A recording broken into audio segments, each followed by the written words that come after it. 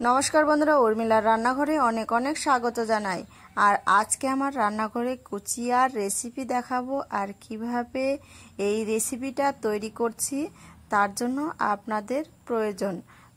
তো আপনারা আমার সাথে থাকবেন তো পুরো ভিডিওটা দেখার জন্য। তো দেখুন কিভাবে রান্না করছি এই রেসিপিটা। এই রকম রেসিপি যদি থাকে কষা মাংসকেও কিন্তু হার মানিয়ে দেবে।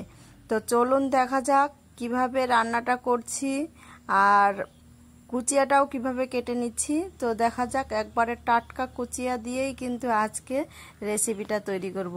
আর এই রকম টাটকা জিনিসের খেতে কিন্তু স্বাদই আলাদা।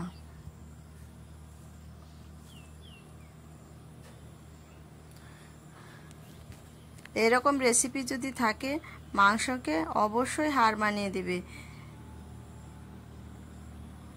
এই দেখুন বন্ধুরা, অনেকগুলো কুচিয়া আছে, মাছও আছে, অনেকগুলো শিঙি মাছ আছে। আমি দুইটা এখান থেকে বড় বড় সাইজের কুচিয়া রান্না করব। তো দেখেছেন তো টাটকা আছে। এই কুচিয়াটাকে আমি এখন মেরে নিলাম। রক্ত আছে, দেখেছেন তো কতটাই রক্ত। এই দেখুন রক্ত। এই মাছটার কিন্তু রক্তই বেশি থাকে। এই দেখুন একটু দা দিয়ে একটু ছুলে নিয়ে মাথার ওইদিকে, তারপরে একটা কাপড় দিয়ে কিন্তু আমি এটাকে ছুলে নিচ্ছি। তারপরে উপরের চামড়াটাকে এইভাবে করে টেনে ছিঁড়ে ফেলতে হবে। চামড়া তো কেটে নিলাম, এখন মাছটার পিস করে নেওয়ার পালা। এই যে এইভাবে মাছটা পিস করে নিচ্ছি। সম্পূর্ণ কুচিয়া কিন্তু এইভাবেই কেটে নিব। ভিডিওটা ভালো লাগলে অবশ্যই সাবস্ক্রাইব, লাইক, কমেন্ট করে আমার পাশে থাকবেন।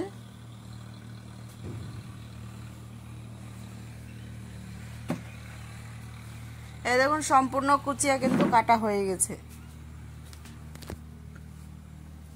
ধুয়ে নিলাম কুচিয়াটাকে। ধোয়ার পর এখন দেখুন লবণ হলুদ দিয়ে এটাকে আমি মেখে নিব।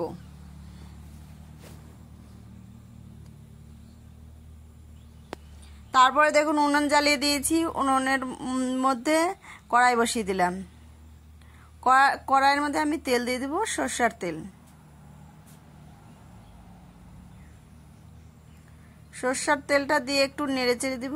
কড়াইটা কিন্তু বেশ গরম হয়েছে তেলটা, দেখেছেন তো। তারপরে হলুদ লবণ মেখে রাখা কুচিয়াটা আমি তেলের মধ্যে দিয়ে দিচ্ছি।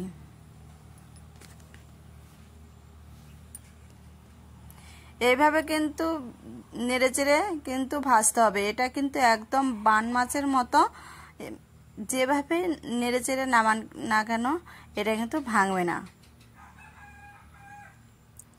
অন্য সব মাছ এইরকম নাড়লে কিন্তু ভেঙে যাওয়ার সম্ভাবনা থাকবে। তো তারপর দেখুন ভাজা কিন্তু আমার হয়ে গেল। এবার আমি এটাকে নামিয়ে ফেলছি।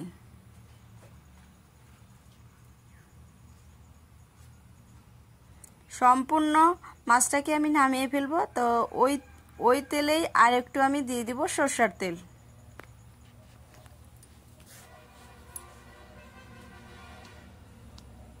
অনেকেই তো অনেক রকমভাবে দেখিয়েছে। আমারটা যদি ভালো লাগে অবশ্যই আমার পাশে থাকবেন। তেলের মধ্যে দিয়ে দিয়েছি জিরে আর হচ্ছে শুকনো লঙ্কা, তারপরে একটা টমেটো কুচি দিয়েছি, দিয়ে একটু লাল করে ভেজে নিব। একটা বড় সাইজের পেঁয়াজ কুচি দিয়েছি। যত কুচানো হবে খেতে কিন্তু তত টেস্ট হবে। আর অবশ্যই আপনারা বাটার মশলা দিবেন, খেতে আরও ভালো লাগবে। এই দেখুন পেঁয়াজটাকেও কিন্তু হালকা ভেজে নিয়েছি। তারপরে দিয়ে দিব শুকনো লঙ্কা বাটা, দিয়ে দিচ্ছি আদা বাটা, তারপরে দিয়ে দিব আমি জিরে বাটা, তারপরে দিয়ে দিব এটা রসুন বাটা। এইখানে নিয়েছি এটা গোলমরিচ বাটা। এই রেসিপিটাতে গোলমরিচেই কিন্তু এর স্বাদ আনিয়ে দিবে। এটা হচ্ছে গরম মশলা বাটা। একটু মশলাটা দিয়ে নেড়ে চেড়ে দিব।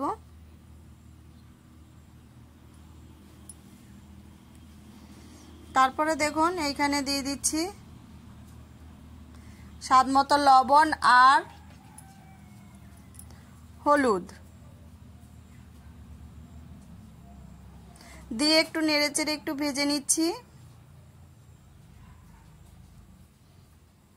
এভাবে হালকা করে একটু ভেজে নিব। তারপরে দেখুন দিয়ে দেব হালকা পরিমাণ অল্প একটু জল। জল দিয়ে এরকম করে কষাবো।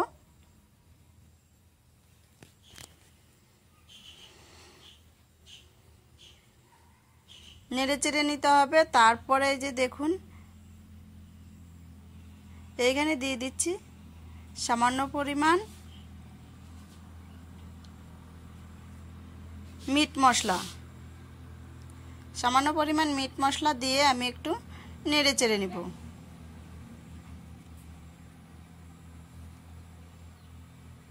তারপরে ভেজে রাখা কুচিয়াটাকে আমি এর উপর দিয়ে দিচ্ছি।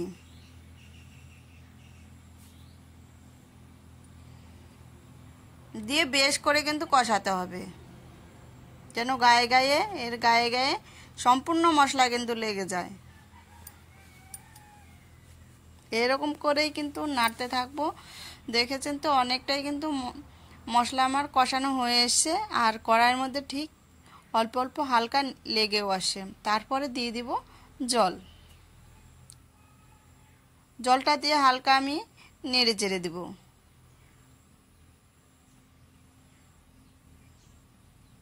তারপর দেখুন ঝোলটা ফুটে এসছে।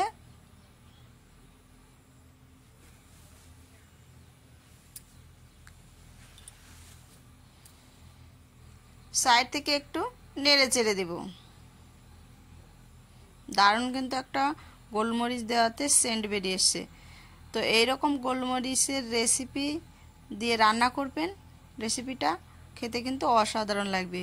তো তারপরে দেখুন আমি এখন এটাকে কিন্তু তরকারিটা কিন্তু হয়ে এসছে, নামিয়ে ফেলবো। কষা কষা দেখেছেন তো কালারটা কত সুন্দর এসছে।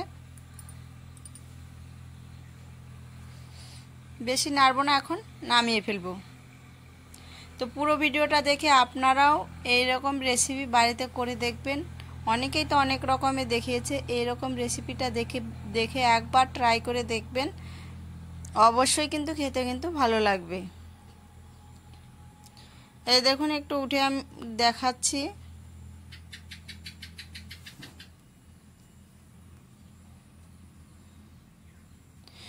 সম্পূর্ণ ভিডিওটা দেখার জন্য অনেক অনেক ধন্যবাদ। আমি কালকে অন্য ভিডিও নিয়ে আসবো আপনাদের কাছে। আপনারা ভালো থাকবেন, সুস্থ থাকবেন এই কামনাই করি। এই যে দেখুন অনেক অনেক ধন্যবাদ।